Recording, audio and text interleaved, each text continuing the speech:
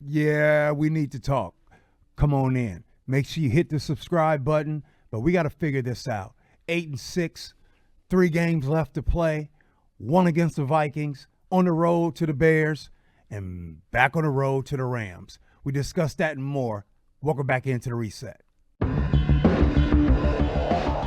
It's the Reset with G. Scott. Rough game. First of all, I want to say we apologize for our absence. We've been gone for a couple weeks. We had holiday magic going on down here in the studio. That is an opportunity where our company, Cairo, partners with Treehouse, and they do a lot to support the youth that are in foster care in this state. And so that's important, far more important than this. And so we were grateful to be a part of that. Together during Holiday Magic, they raised over $90,000. So I'm grateful for that. Now we're back here with the Reset. I got the gang here. I got my man Bones, he's here, of course. And I got my main man Paul over there. And so good to see you guys. First, let me just start off by this. Look, it was a rough game. And tomorrow, Brandon Mebang is going to join us, and we're going to be talking about the film. And some of you junkies out there, you film junkies out there, you'll join us for that. I'm going to warn you, the film doesn't look good. I'm going to warn you that the Seahawks on offense and defense reverted back to their old ways. So we'll explain more of that tomorrow. But right now, we need to talk about what just happened and what's still in front of the Seahawks. Well, what just happened was the Green Bay came in to Lumen Field and they put hands on the Seahawks. You see what I'm saying? They put hands on them. They started out early, first round punch, boom, second round punch, boom. Man, it got to the point where he hit to the body, and it kept happening to the point where the Seahawks tried to get it back in the second half, and it was a little too late. They cut it to 10 points, and then Sam Howell got in the game, and you all know what it was. It looked like the game was going 150 miles an hour for him. You could see it. Even you probably watched him drop back. He dropped back 19 times and completed 5 passes. Do you know how many times? That hasn't even hardly happened in 25 seasons of that. So that's how uncharacteristic that was. It was a bad showing by Sam Howell. And for anything, what happened on Sunday, besides the Seahawks loss, is Geno Smith made himself millions of dollars because we all know that the Seahawks need Geno. I digress, though, and get back to that game. It was ugly. Josh Jacobs loves Lumen Field. Josh Jacobs, I don't know what it is. You saw what he did with the Raiders when he came here, and now he's with the Green Bay Packers. He was running all over the field against them. In the first half, he was doing whatever he wanted to. In the first half, up front, the Seahawks did not stop the run early on. They were dominating the Seahawks defensively and getting busy. So there was a lot. When you go into the hole like that, then offense gets one-dimensional. Speaking of the offense, the Seahawks could not establish a run against the Green Bay Packers. We'll talk about that more tomorrow. And look, the simple recipe is simple. You run the ball and you stop the run. And early on, that could not happen. There's some other things that we want to talk about as well. As far as I heard a lot of go, pack, go. I have some reasonings that why that is happening. We'll do that in about a few minutes. I'll talk about that a little bit because I know it's a sensitive topic right now. There were a lot of Green Bay Packer fans that were in the house. You're upset about it. I'm upset about it. But why is it happening? I'm going to tell you my true assessment of why I think that is happening. All right, so we'll be talking about that. But right now, I don't want to take up all of the show. Bones, Yep. Your thoughts right now on Sunday night football. Sunday Night Football. First off, I was happy we actually got a Sunday night game this season. I love seeing us on prime time. It's great, but I can't handle seeing Josh Jacobs in Lumen Field anymore. I thought the Raiders won. It was a fluke. We just let them overtime, get through the gap, score a winning touchdown. Woohoo, you beat the Seahawks. Congratulations. They wanted the ball first. You don't see that too often where the team wins the toss. And I know this isn't overtime. We still want the ball. What did they do? Josh Jacobs, for all but one play, full drive down the field. That gave me the worst thoughts so far this season. Just seeing a team come in, establish the run, get the ball first, and not let up. And they did that simple. And I don't want to take away from what Brandon Mebane is going to talk about tomorrow. Oh, yeah. But it's funny you bring that up, and it's funny you talk about how they took the ball first, and they gave the ball right there to Josh Jacobs, and he kept running. And if you go to the All-22, and we're going to show you guys this tomorrow, when you see that, you will see how the Green Bay Packers took full advantage of the Seahawks and their DNs getting upfield. And that's why they were constantly hitting the C-gap every single time. So it was not a lot of closing down on those edges right there. Those DNs were getting up front as they was getting up aggressively. Pass rushing, Josh Jacobs was hitting them right there in the C gap. We will show you that tomorrow. Now, in that game, it made me wonder, and you can go ahead and put it in the chat. Was this something that made you say, fluke game, or was this something that made you say, this is where the Seahawks are when it comes to the NFC? I'd argue that the Green Bay Packers, is it fair? I know on paper, they're the third best team in the NFC North, right? You got the Lions, you got the Vikings, who, by the way, the Vikings defense is incredible. I don't know if y'all been paying attention. Their defense is top notch, led by Brian Flores. So I wonder if he's going to get another head coaching job. But I'd say the Green Bay Packers are the third best team in that division, and the Green Bay Packers are very underrated. It is a top 10 offense. They rank number 3 in the NFL in takeaways, interceptions, fumble recoveries all season long. Matt LaFleur, as the head coach, is probably one of the most underrated coaches in football. And I'll tell you what it said to me. It said to me that while the Seahawks have had a 4-game winning streak, no doubt about it, this is kind of where the Seahawks are right now, right? This is where they are. And in that 4-game winning streak, luckily they played the Arizona Cardinals twice. They played the Jets one time. And who was the other team that was in that area in that 4 games? It was the Cardinals? It was the Cardinals twice. The 49ers. Yeah. And you guys know the 49ers are cheeks lately and what's been going on with them. So the Seahawks benefited from that 4, but when it came down to play against a good team the other night, it did not happen. Another thing I want to ask you guys, and you put this in the chat, and I want you to be real honest. What do you guys think about this Ryan Grubb-led offense? Come on. I mean, during the 4-game stretch, I feel like he was doing some good play calling, and I know this past game we wanted to get the run game established, as we always talk about, and yeah, Ken Walker was out, but Charbonnet the last few games has been showing that he can do it. Kenny Mack's gotten a few reps. I even think Holani got in towards the end of the game, but that was more garbage time. Yeah. But he couldn't get away from trying to establish a run when it wasn't working, which is when you have to go to the air. And you don't want to have to go to the air, but you have JSN. You have DK Metcalf. You even have Tyler Lockett. Even Jake Bobo got a couple catches in the game. You got to figure it out. And once you got Sam Howland, playbook's out the window. You're not trying to do your top-tier offense because it's just not going to be there. What's been a concern all year now, and Paul, I'll get ready to ask you something that you see as well. One of the things that's really stand out, and I know you guys have seen it. If you have been watching all these games this season, you get uncomfortable when it happens.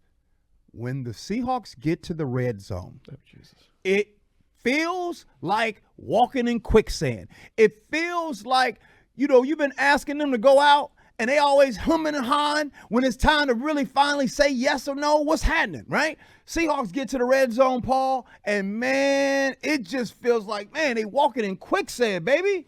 Yeah, and I think this is where the lack of a run game comes in, right? I mean, how many teams when they get into that 5-yard range, it is, all right, we're going to hand the ball off twice to our back, and then Josh Allen is just going to dive forth. We're going to tush push in Philly. So many teams are using that little quarterback sneak, but you need to get the 3 to 4 yards to set up that play, to set yourself up in that position. So I think that's where the run game is a big problem. You're not setting yourself up to be in that really good high scoring chance for the red zone. I think that problem trickles down the entire way.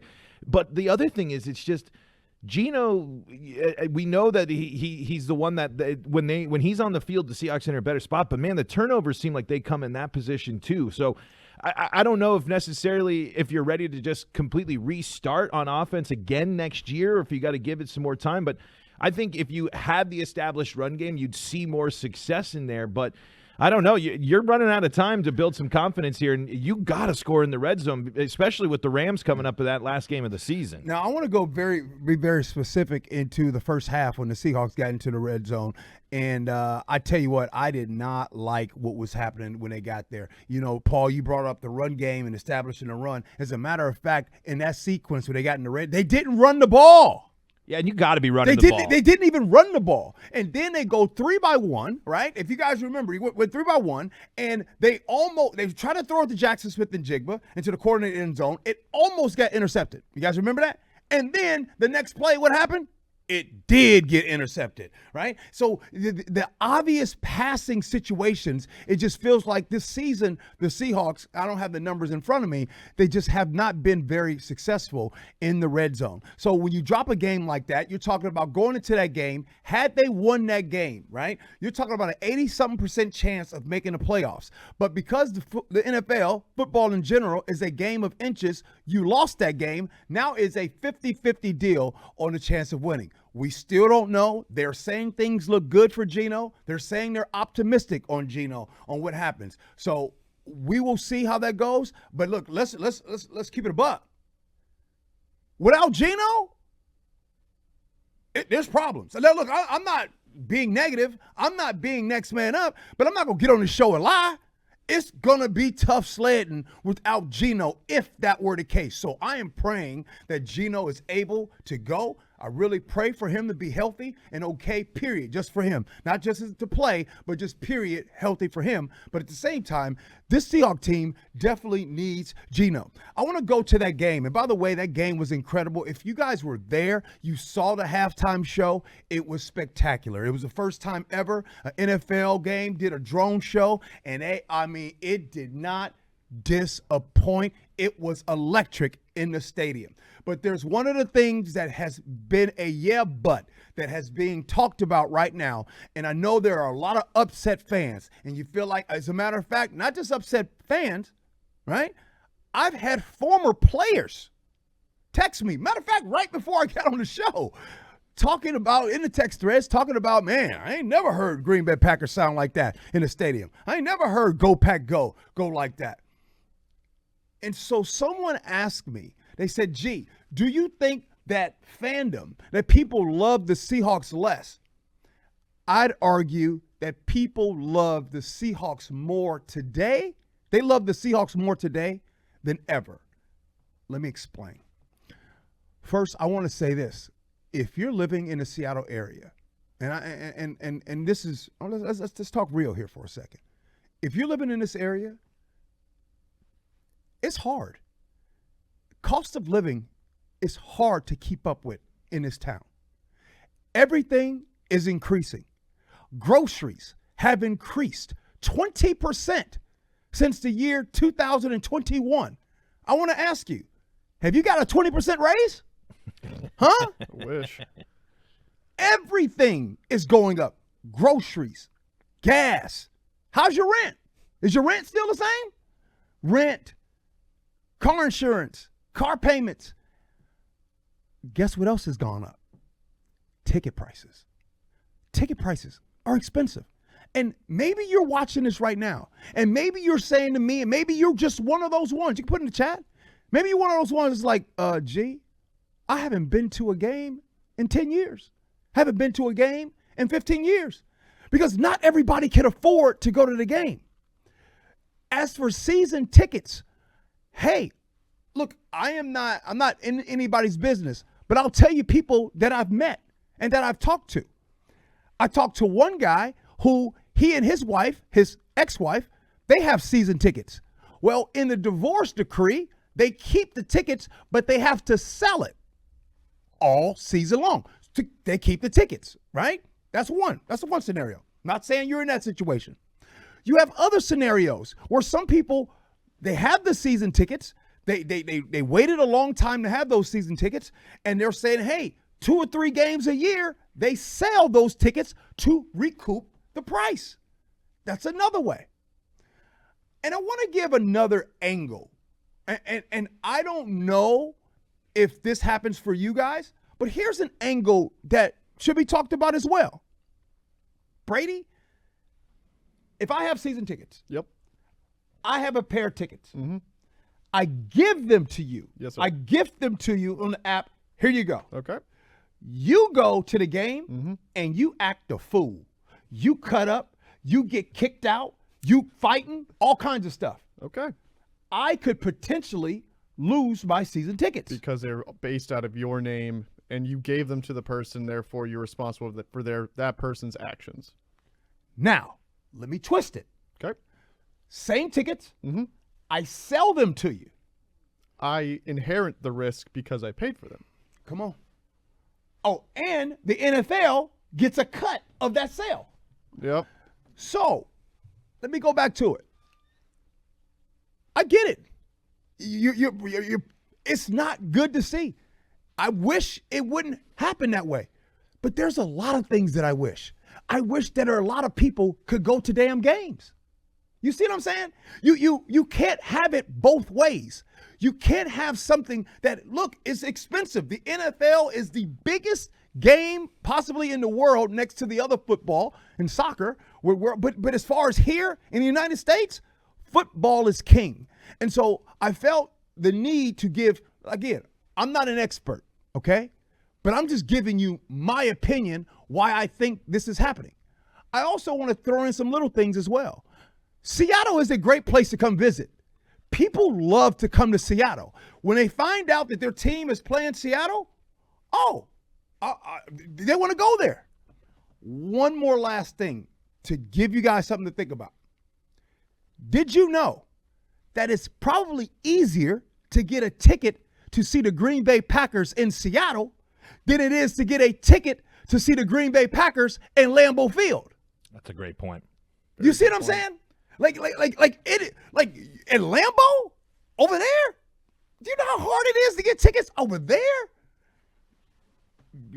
There, it's not here. And in Seattle, things are going up, right? So look, there's a lot of people that are in these situations. So I give grace.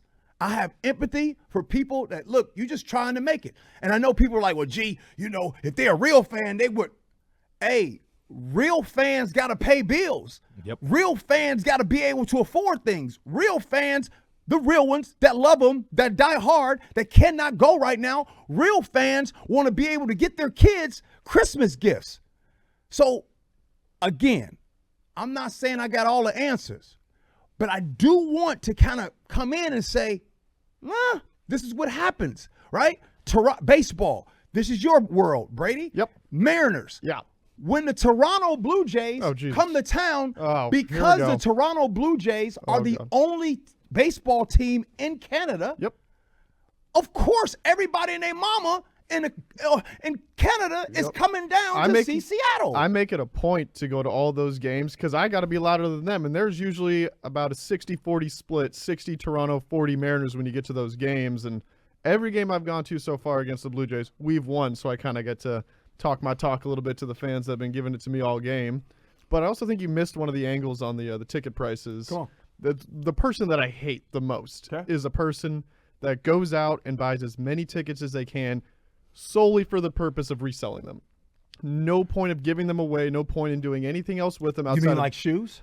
Kind of like shoes, yeah. But the thing is, though, I can see you can go buy those shoes again at any other point in time. Yeah. The price might be up. You might not be able to see that matchup, that game, ever again with the same personnel and great outcomes. I hate people that drive the ticket prices up just for buying them. You saw it with the whole Taylor Swift Ticketmaster thing where tickets are just going through the roof. I want to go see a Kraken game or a Seahawks game, and I'm looking at these tickets. I'm like, these are probably 120 face value. So okay, whoa.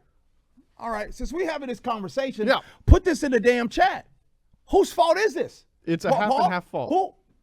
Whose? Are you blaming the person that has the ability to go buy all these tickets and then go ahead and sell them resale? You're blaming him or her? I'm blaming, it's a 50-50 split on my blame. It's one, the company in which you're buying the tickets from, whether that be Ticketmaster or something, for setting a resale rate. Okay. Whoa, time out. I think the sole blame is on these big corporations. That is the 1,000% blame. Watch this. Watch this. Knock, knock. Who's there? Hey, can I buy 100 tickets from you? Oh, no? Oh, there's a limit? Oh, okay. Oh, there's not a limit? Like what are we talking about? Like when you go down to the Nike employee store down in Beaverton, right? How have they been able to slow that up a little bit? Oh, they have cut down a whole lot on people. There's a certain amount that you can buy. Like, look, you cannot pick and choose when people in this country want to try to make money. What are we talking about? Corporations do it all the time. This is what they do. So then we want to try to put blame on the people that are trying to do this. Look, I'll say this. In 21 years, I've never sold one damn ticket. Not one. That ain't for you. That's for me.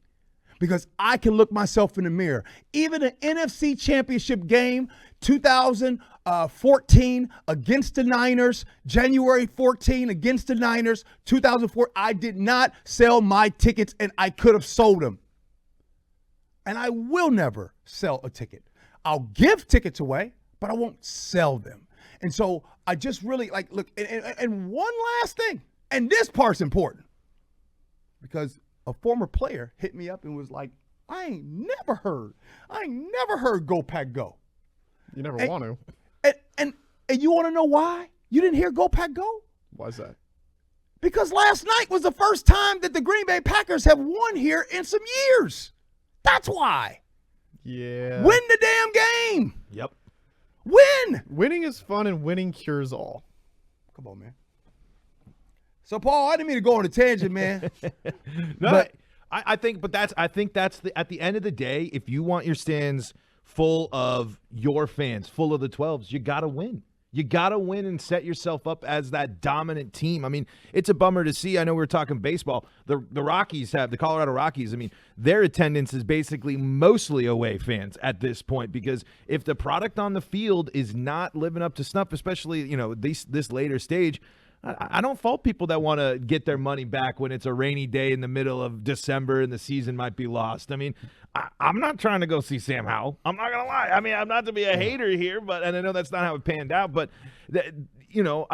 football's a tough sport to go attend in person in general. I mean, I'm kind of weird. I love football, but maybe I'm out here. I kind of like the home experience. I get to see all the plays. I get to have a more in-depth look at the players. I love going to Lumen. It's a great experience, but actually consuming the game of football, the home experience, they make really great broadcasts where you can see a ton, and I think that's a big factor for folks too, G. Well, look, I don't know any different, okay? I've been going to home games for the last 21 years, right? Right. I love going. I love being at Lumen. I love being at the field. I loved it when it was Quest Field. I loved it when it was CenturyLink. I love it that is Lumen Field. You know what I'm saying? I love Seahawks games. I love being in this. I love seeing all of you out there. I love it all.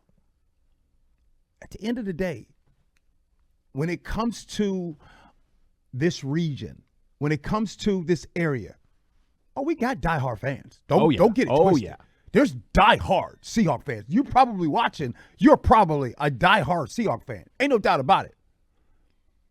However, there is a difference between only having football to do here than other places. Mm-hmm. Like, there's shit to do here in the Pacific Northwest. There's stuff to do here in this town. If you ain't at a football game, there's all kinds of stuff. There's outdoorsy stuff. There's camping. There's hiking. There's this. There's that. There's all kinds of stuff to do in Seattle. There's some other parts of the country that's like, that's all we got is football. I'm not trying to knock on them, and I'm not trying to knock on us. But I'm just trying to say we have been fortunate. The last 14, 15 years, the Seahawks have been winning at home, right? They've been dominant at home. And so we'll calm it down. And we'll just know this. This is a lesson for everybody. Win. Win. And like my man Bones just said, winning cures all. Win, and we got nothing to worry about. And speaking of winning, we got 3 games. Seahawks have 3 games left to go. And there is a very tough Vikings team that is coming into town. And I'm talking about, look, y'all, they good. They're real good. Defensively, they can impose their will. D-line up front, cause turnovers, cause havoc. You guys have seen them play. Sam Darnold right now consistent doing this thing. Justin Jefferson, wide receiver weapon, run game. They are a complete football team. It's going to take everything that the Seahawks have. And then and by the way, I don't care. The Bears right now, I think they started off 4-2 this season. Them boys started off 4-2. Them boys is 0-8 now. They 0-8. The Bears are hot cheeks. Hot cheeks right now. However, Bones, that's still going to be a damn tough game. I mean, you could just bring up the Giants. We can't beat them, and we're playing like this against the Packers. You really could have not brought that game up. I could have not. I think that's the one that everybody's like, damn, Brady, why'd you bring that one? Well, I'm going to bring it because I'm keeping it real. And if you're going to come into this Vikings game with a team that is arguably the same, if not just a little bit better than the Packers team that you just played, and you're going to take what offense and defense you had from this past week and be like, okay, we got to go from here back to what we were a couple weeks ago within a week. And I will say, outside of this past weekend's game, Geno had 2 games in a row with no picks, helped us out. Running game was solid, getting good yardage and multiple guys getting in there. This last game, running game shut down. Couldn't get anything but 1 tutty, barely any yards. Geno throws a pick. Sam Hell throws a pick. Mm-hmm. These are the issues that need to be fixed. Can I ask y'all something? Yep. I wonder if you have thought it. I wonder if you've been paying attention to it. Have you guys been noticing the number of targets that DK has not gotten? You mean almost every time? I mean, you say we're getting played zone coverage against us a lot more, which takes away from the one-on-one coverage on the outside, except for maybe a couple plays. We were finding the soft spot in the defense. JSN's been finding it. Lockett's kind of found the spot but hasn't gotten the ball.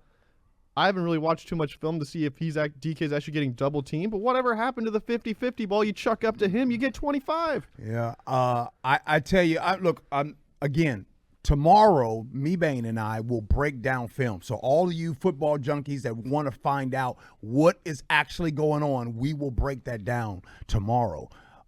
I'll just say this, and Paul, I'll just kind of keep it simple. I think DK needs to be involved a little bit more. I didn't like the amount of targets that he got. He only had 3 catches the other day, and it just seemed like you had JSN, who I think is the best in the world. You guys know that. But JSN had 10 catches. My man DK had 3, and I think Tyler had 1. You know what I'm saying? Like, it's just becoming and look, that's still DK. DK still deserves some love, Paul. And in the biggest situations, you got to go to your best players. You can't leave in the moments you need to score, in the moments you need to capitalize. In a moment where you're turning to your backup quarterback, you have to be able to turn to that game-breaking abilities that DK Metcalf has. I think he still has it. Maybe those injuries or maybe that we've seen this year, maybe slowing him down a little bit to be there. But absolutely, if you're going to be successful, if you're going to beat the Rams in the finale, if you're going to upset the Vikings, DK Metcalf has to play a big role. And this actually leads in we're running out of time, but I got one more question, I think, to finish this, and this might relate. Mike Evans in big situations with Baker Mayfield, when the Buccaneers need to get the job done, they're down running backs, they've had a bad running game. When they need to get the job done, who do they turn to? They throw the ball to Mike Evans, and he had his best game of the season over the weekend. And I'm kind of, this sets up my question of, are you more confident in the Hawks or the Buccaneers right now? Because the Buccaneers, I think, are flying a little under the radar again as a team that's figured it out over the last couple of years. Well, I'm always going to be more confident in the Hawks. Of course. What do you think asking that kind of question? You already know. I know you guys, some of you are screaming right now. You know what? I know what you're screaming. G, are you going to talk about the offensive line? No. I'm going to talk about the offensive line tomorrow because it's important. Because, look, low-hanging fruit. I've been telling you guys this. Low-hanging fruit. Oh, the offensive line is bad. Why are they bad? Why did the offensive line not have a good game yesterday? On Sunday. Mebane and I will break that down and show you and tell you why. We hinted at, we've been telling you this all season. Like, this is the same offensive line, same guys, really. Well, Lamea, is one of Oluwatimi went out. Ola the Timmy's there, and Abe Lucas is back. So Sundell. not necessarily all the same guys, but look, it's not always the offensive line, right? There's always other different factors, if you will. Hold on, real quick. My brother, you caught me filming, bruh. Hey, I just wanted to show you. You got a picture of you right there. Yeah. Hey, I mean, it hurt.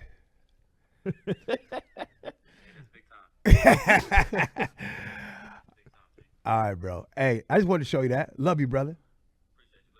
All right, bro. See ya. All right. Oh, it's just I classic wish I G. could- Scott just answering the phone for I all these wish I Seahawks could just players. flex like that. Oh, sorry, Doug Baldwin's calling me. I gotta take this in the middle of a recording. I mean, what was I supposed to do? At least it's a Seahawk legend. Can I get Ken Griffey Jr. to just call me right in the middle of this podcast so I can flex? I mean, okay, can I ask y'all this? Sure. Should I have not answered the phone? Absolutely not. You should have answered it. Answer that phone. 100% Answer I'm answer doing that. a damn Seahawk podcast. Doug Baldwin calls you, you answer the phone. Oh, I know. My ego went from here already to 50 feet of crap and lower now. I see you just pick up the phone like that. I want to go back to the offensive line point. Last thing I'll say with the offensive line, no, I'm not going to let you guys crash on the offensive line. Sure, they're big boys. They can take it, but it's not always that. So tomorrow, we will explain to you what was happening. We told you, and we've told you before, sometimes you need people home to protect. Sometimes you can't be in shotgun every single time in the red zone. Sometimes putting Geno under center puts the defense on their heels more. We've been teaching you that. Me, Bain, specifically has been teaching you that. We're going to talk more about that tomorrow. All right. We'll sum it up. We'll end this one right here, but I just want to say, always good to have my guy Bones with me. That's solid. Always good to have you. It's always good to have my main man Paul. Paul, them goddamn Denver Broncos. I don't even want to talk about it. We didn't talk about Hey, that. So we got to go, right? No I Broncos mean, talk? damn Denver Broncos. But no, man, look, it's put up or shut up now. There's 3 games left. And before you get to the Bears, before you get to the Rams, you got to go through the Vikings. And I pray. I pray Geno Smith is out there. Seahawks need Geno Smith. Ain't no disrespect to nobody. But look, this is pro football. Everybody big boys. This ain't no everybody plays playing time, stuff like this. This is the importance of what we have seen with Geno. Geno made himself millions the other day. And for anybody that's like, it's time to go get a new quarterback, let me tell you, let you remind you something. Ask the Jets about quarterbacks. Ask the 49ers about quarterbacks. Yeah, Brock Purdy, is that their guy? Maybe. Ask the Cleveland Browns about quarterbacks. Sometimes it takes a long time. Ask the Giants about quarterbacks. Sometimes you careful what you wish for. And remember, as Seahawk fans, have we not been pretty damn lucky? Have we not? Ain't life been good? You go back to Warren Moon, John Kitna, Trent Dilfer, Matt Hasselbeck, Charlie Whitehurst. Charlie Whitehurst. I knew you was going to go there. Little Charlie Whitehurst. You know what I'm saying? Brady Quinn. Hey, he wasn't no starter. Jack, may he rest in peace, Tavares Jackson. Russell Wilson. Right? Geno Smith. So when you start having that for a while, you've only had Russell Wilson and Geno Smith over the last 14, 15. I mean, come on now. Life has been good. You get Seneca Wallace in there? Man, don't be taking shots. I love Sin out of Iowa State. Come on, man. Sin, if you're watching this, man, you know you my dog. I used to love Seneca. All right, that's my time. Let's get to X's and O's.